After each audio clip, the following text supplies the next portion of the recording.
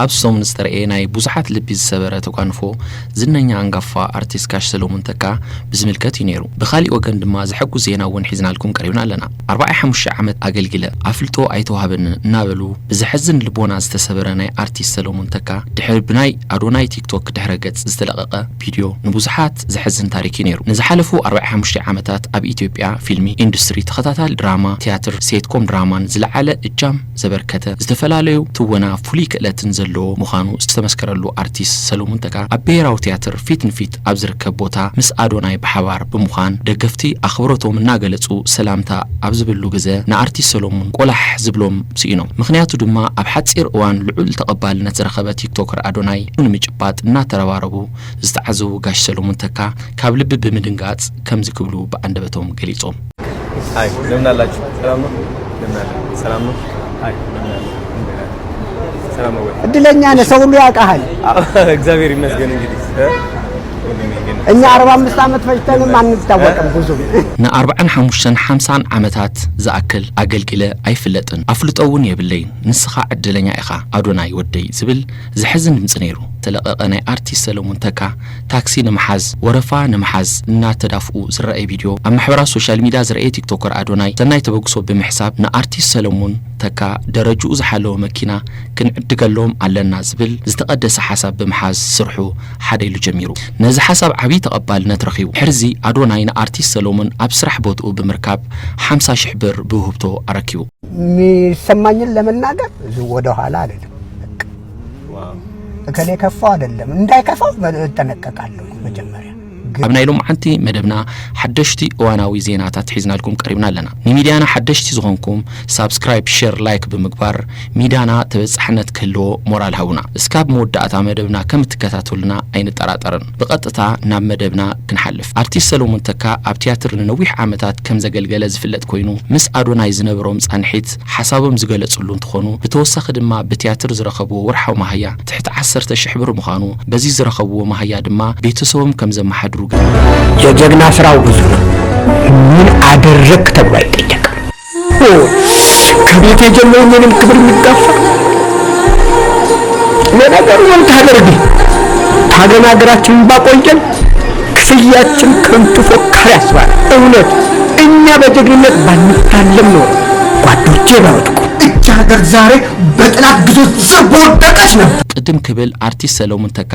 ታክሲ ንምሓዝ ወረፋ እናተዳፍኡ ዘርኢ ቪዲዮ ምስሊም ዝተለቀቀ ንብዙሓት ወገናት መድነቅቱን ዝሕዝን ተሪኦ ነይሩ ነዚ ምስሊ ኣብ ማሕበራዊ ሶሻል ሚዲያ ዝተዓዘበ አዶናይ ዘለዎ ጽዕንቶ ተቀባልነት ብምጥቃም ንዝነኛ አርቲስት ሰለሞን ተካ ናይ መኪና ውህብቶ ከረክብ በተኸተልቱን በአድነቅቱን ሕቶ ቀሪብሉ አርቲስት ሰለሞን ተካ ንብዙሕ ዓመታት ኣብ ፊልምን ተኸታታሊ ድራማን ቲያትር ሴትኮም ድራማ ዝሳተፍ እንትኾን ግን ህይወቶም ዝልውጥ ዕድል አይረኸቡን ኣብዚ ሕዚ እዋን ኣብ ብሔራዊ ቲያትር እናገልገሉ ዝርከቡ ብብር 10,000 ወርሓዊ ማህያ ይኽፈሎም ንባዕሎም ንቤተሰቦም ዘመሓዳድርሉ ብዝረኽቡ ወርሓዊ ማህያ እዩ ምስናይ ሎሚ ናብራ ዘይመጣጠን ደሞዝ ይኽፈሎም አርቲስት ሰለሞን ተካ ኣብ ስነ ጥበብ ዓቢ አበርክቶ ዝገበሩን እናገበሩ ዝርከቡን ብዙሓት መናእሳይ መርአያ ዝኾኑ ብህይወት ዝርከቡ በዓል ፀጋ ዕድመ አንጋፋ አርቲስት እዮም ዝኽፈሎም ማህያ ካብ ኢድ ናብ ኣፍ ሓሊፉ ዘመናዊ መኪና ንምግዛእ ኣይሕሰብን ነዚ ታሪክ ዝቕይር ዝሕጉስ ዜና ሰሚዕና ኣለና ኣብ ዝቕጽሉ ብዓጻብዕቱ ዝቁጸሩ መዓልትታት ዘመናዊ መኪና ናብ ኢዶም ከም ዝርከቡን ተገሊጹሎም እዚ ዜና ኣብ ዝተፈላለዩ ሶሻል ሚድያን መራኸብቲ ሓፋሽን ሓዊሱ ፍሉጣት ድምፃውያን እናቃልሕዎ ይርከቡ ኣብ አዶናይ ቲክቶክ ድሕረ ገጽ እውን ተለቂቁ ይርከብ ኣብ ብሔራዊ ቲያትር አርቲስት ሰለሞን ተካ በአካል ረኺቡና ዘራረቡን ከሎ ንጋሽ ሰለሞን ተካ እናዘለሉ ንአዶናይ አድናቆቶም ፍቅሮምን እናገለጹ ይረአዩ በዚ ዝሓዘኑ አርቲስት ሰለሞን ተካ 45-50 ዓመታት አገልግለ አይፍለጥን አፍሉጦ የብለይን ብዝብል ዝተሰበረ ስነ ልቦና ዘስምዕሉ ዝሕዝን ድምጽ ነይሩ አይ ለምናላችሁ ሰላም ነው አይ እድለኛ ነህ ሰው ሁሉ ያውቃል እግዚአብሔር ይመስገን እንግዲህ እኛ 45 ዓመት ፈጅተንም አንታወቅም ብዙ 45-50 ዓመታትን ኣብ ኢትዮጵያ ፊልሚ ቲያትር ኢንዱስትሪ ተጽዕኖ ብምፍጣር አበርክቶ ዝገበሩ ክንድት ዝግባእ ክብርን አፍልጦን ዘይብሎም ከም ዝተረስዑን ኣብዚ ሕዚ እዋን ኣብ ሓጺር ግዜ አፍልጦ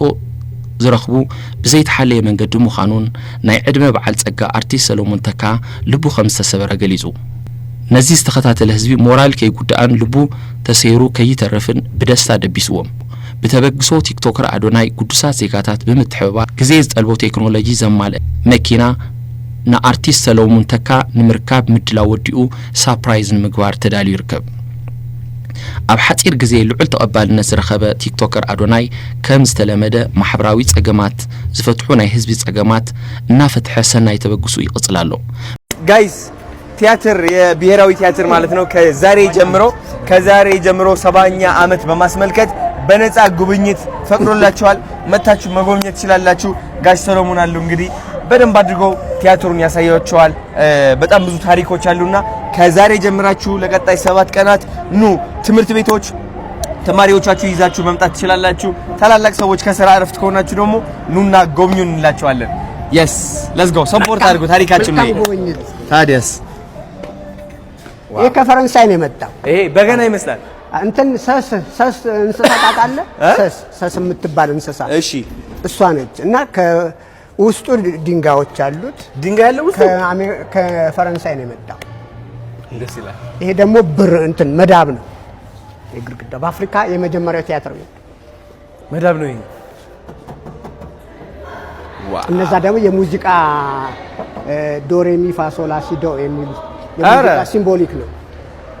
እነዚህ በስነ ስርዓት ነው የተሰራው በቃ እዛጋ የትኛው ኪቦርድ እንደ ፒያኖ መሬቱ አዎ ነጭና ተሰራበት በዛ መንገድ ሁሉ ነገር ሲምቦል ቲያትር ነው በቃ ሁሉም እንትን ነው አርቲስቲክ እነዚህ ፒላሮች እዚህ ላይ የምታያቸው ፒላሮች በአጠቃላይ አርትን የሚገልጹ ነው አዎ በጣም ቲያትርን ይገልጻሉ ሙዚቃን ይገልጻሉ የግብጽ ነገር ግን ይመስላል የግብጽ ስዕሎቹ የግብጽ እንትን ይመስላል የግሪክ ሚቶሎጂ መደብና ስለስተከታተልኩምና ነመስግን ቶፊት ሚዲያ ናይ ህዝብ ሚዲያ